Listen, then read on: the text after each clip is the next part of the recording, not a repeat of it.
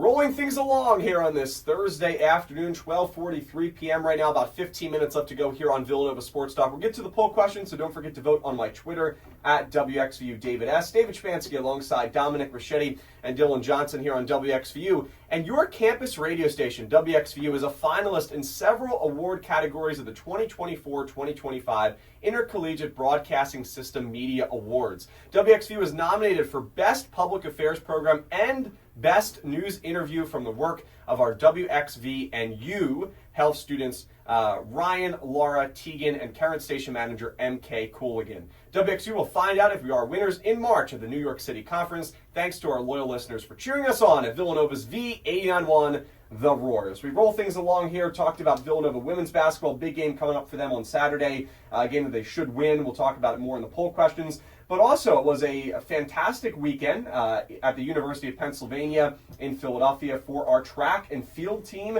Some records were broken, and Dylan Johnson, as always, our in-house track expert, at least here for the spring semester 2025, will deliver the great news for the track program. Take it away, Dylan.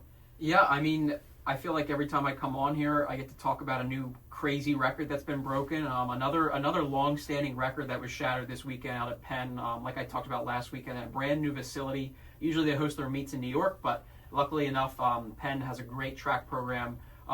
Actually, head coach is former father of Sean Dolan. Sean Dolan's a runner, 800-meter runner that was here at Villanova last year that just graduated, now pro in Atlanta. His dad is the head coach of the track team at Penn. So a lot of names that Villanova is connected with. But to talk about that record, 46-year record, Don Page back in 1979 at Madison Square Garden ran a 2:20 in the 1,000-meter indoor, set the school record. It stood for 46 years until Dan Waukee took on the Wildcat jersey, and he just ran a 2:20.10, which is just 0.2, a 20th of a second faster than Don Page. It's Waukee's, it's the fifth best indoor 1,000-meter time in the country. His former personal best was a 2:24, so he beat that by almost 4 seconds. He looks terrific. He looks like a great person to replace Sean Dolan, who is the king of the 800-meter here at Villanova for his time, his 5 years here. So I think Dan Waukee's going to run a lot of more 800 meters in outdoor, but right now he's running the 1,000 indoor, and he looks great, and he's going to do a lot of good things this season. On the women's side, no records were broken, but we did see some great people in the mile. A 1-2 finish, first and second for Emma McGill and Margaret Carroll. They had some good cross-country seasons, but they just both ran the mile at this Penn Invite, and they both came in first and second. Emma McGill ran a 4:43, and Margaret Carroll ran a 4:46. They were right behind each other. They look good. Not the best mile time. Obviously, Sadie Sigstead runs a great mile, but two of those people right behind her are probably the 1, 2, and 3 in the women's program mile. Probably the biggest thing probably to look out for is Parker Turner, sophomore, 60-meter sprinter. He came in third in the final, ran a 6.92. That's 6 seconds, 0.92. He came in third out of 7. He looks great. He's a young sprinter in the 60 meters, and he's really shaping up to have a good career here at Villanova. So, Dylan, you talked about indoor versus outdoor, and I know that I don't know a whole lot about track. Dom is kind of shaking his head over there. I don't know, Dom. I got track nothing. Knowledge, high, not high. Chalk put. That's all I got. So, my question is, I mean, obviously, you know, when you think about indoor versus outdoor, one has the weather conditions, the other doesn't. But in terms of, like, stamina, and in terms of, you know, obviously you would think about the weather effect on that, what is the biggest difference between indoor and outdoor track, just in terms of the style of running for these athletes?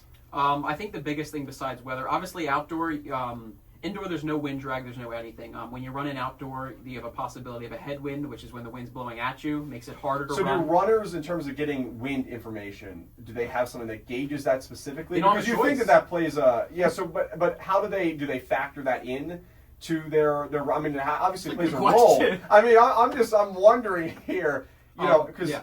you know, okay, go ahead, Dylan, I'm sorry. Yeah, I would say indoor it's way easier to run faster. There's no wind resistance. There's no anything. But then on the other side, in outdoor, if you do get the wind against your back, so that's the wind blowing behind you, it does, when you're running at these speeds, it does help you perform and run faster. So it goes for anything. Obviously, in indoor, you don't have to worry about that. You don't really have a choice. The track is facing the way it is, and you run the way it is, no matter if the wind's blowing at you or blowing behind you. But I think the biggest thing about outdoor, and I think those records, and obviously outdoor is held to a way higher standard because it is harder in some senses. Indoor is a way smaller track. If you think, for the listeners, you think about an outdoor track, it's around a football field. 1 lap is a quarter mile, so you run 4 laps, that's a mile. But indoor, you're running about double that. It's a way smaller track. Usually the sides of the tracks are curved up, so it's almost like a bowl you're running in. Indoor tracks have gotten way better nowadays with the advanced technology. Back then, when Don Page ran this record at Madison Square Garden, it was a wood thing. It was a wood floor like a basketball. Hey, when was court. the last time they used MSG as it? Because when Dylan had said that, I was kind of shocked as a track facility. They don't really use it as a track facility, but back then they used to install these wood tracks, and they were literally made out of wood paneling, and they were raised off the ground. Marcus O'Sullivan, who's the current head coach here, he actually ran a crazy mile. Indoor mile that ended in a dead heat. He tied second place because back then they didn't have the technology to even figure out who won. But you can listen, if you go back and listen to these old videos of these old wood tracks from indoor, you used to literally hear them. They were like wood thing, like hollow wood. You could hear the doom, doom, doom, doom. It was hard running on those things. Marcus, I've talked to Marcus, who's the head coach here at Villanova for the men's track side. He said, obviously now the technology is way different. The shoes are different. But indoor does present easier challenges, but also it's more of a tune-up. A lot of players athletes and runners look at for as a tune-up to get to outdoor season where they hold higher standards. I know that WIP, the sports radio station Philadelphia, does flyers in 50. They're trying to get more flyers coverage with Hunter Brody on their show. I think we should do Villanova Track and Field in 50 with Dylan Johnson as we become the official track and field partner. Not actually official, but always great to talk track with you, Dylan. I appreciate the knowledge, and I'm sure it's something for a lot of our listeners who maybe don't know a whole lot about track and field to find out about. We'll continue to learn lessons. So this week we crossed off indoor versus outdoor besides the obvious weather conditions. Also learned about MSG's history, apparently hosting track events. So we'll continue our knowledge here over the rest of the semester here on Villanova Sports Talk. And this Saturday, January 25th, Villanova's at the Penn 10 Elite in Philadelphia. You can watch that on ESPN+. And then on January 31st, they'll be at the Penn State National Open in University Park.